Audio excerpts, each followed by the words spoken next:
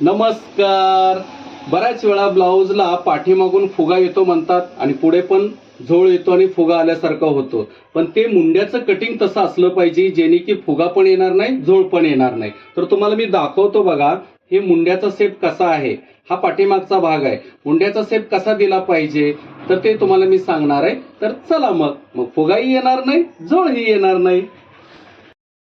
आता हा पाठीमागचा भाग आहे. तुम्ही बघू शकता की आपण हे मुंड्याचा आकार दिलेला आहे. तर तो कसा आहे माहिती आहे का, ही सरळ रेष, ही सरळ रेष म्हणजे हा झाला काटकोन. या काटकोनाप्रमाणेच हा मुंड्याचा आकार ह्या हिशोबाने दिला पाहिजे. म्हणजे कसं की मागचा गळा किती खोल आहे, हे मागचा गळा किती खोल आहे त्यावर हे आपलं मुंड्याचा आकार ठरला जातो. जर मागचा गळा आपला लहान असेल तर तुम्ही आहे ना हे मुंड्याचा आकार थोडासा इथून पसरून घेऊ शकता. पण जर गळा मोठा असेल, आणखी इथं खाली गळा गेला असेल या बघा, तर त्याला मुंड्याचा आकार असा खालून इथपर्यंत पोहोचला पाहिजे, म्हणजे पाठीमागे फुगा येत नाही.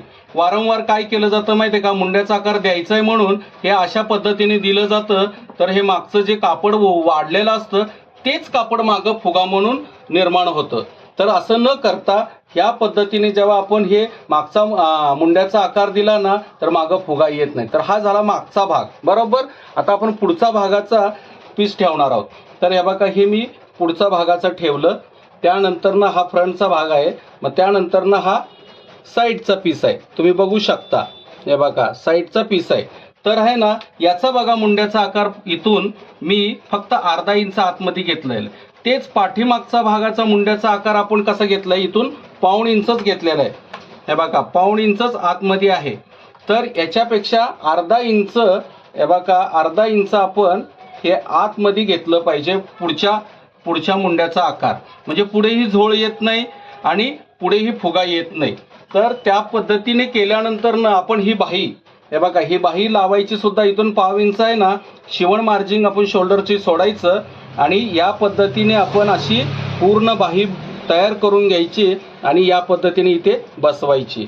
आणि मग जेव्हा आपली बाही पूर्ण बसते, बाही पूर्ण बसते तेव्हा हे पूर्ण मुंडा आपला कन्फर्म झाला हे निश्चित होतं. उगीच आपण 34 साईजचा आहे, 35 साईजचा आहे, 38 साईजचा आहे, मग 5.5, 5.25, 5.6 असं मुंडा घ्यायचं नाही. बाहीचा हे मुंडा किती येतो, हे बघा. आता हे बाहीचा मुंडा किती आहे, इथपर्यंत आहे, हे शिवण मार्जिंग आहे. तर 6.5 आहे. 6.5 असेल बाहीचा मुंडा, तर आपल्याला हे 5 इंचच मुंड्याची खोली घेतली पाहिजे. आणि जर 7, 7.5, 8 इंच असेल मुंडा तर 5.25 घेतली पाहिजे. जसं बाहीचा मुंडा आपला वाढला जातो तसं मुंड्याची खोली वाढली जाते. आणि शेपसुद्धा याच पद्धतीने आपण दिला ना, ब्लाऊज उत्तम होतात, कटिंग चांगलं होतं आणि गिऱ्हाईकाची काय आपल्याला अडचणी येत नाही. तर या पद्धतीने प्रयत्न करा, नक्की होईल.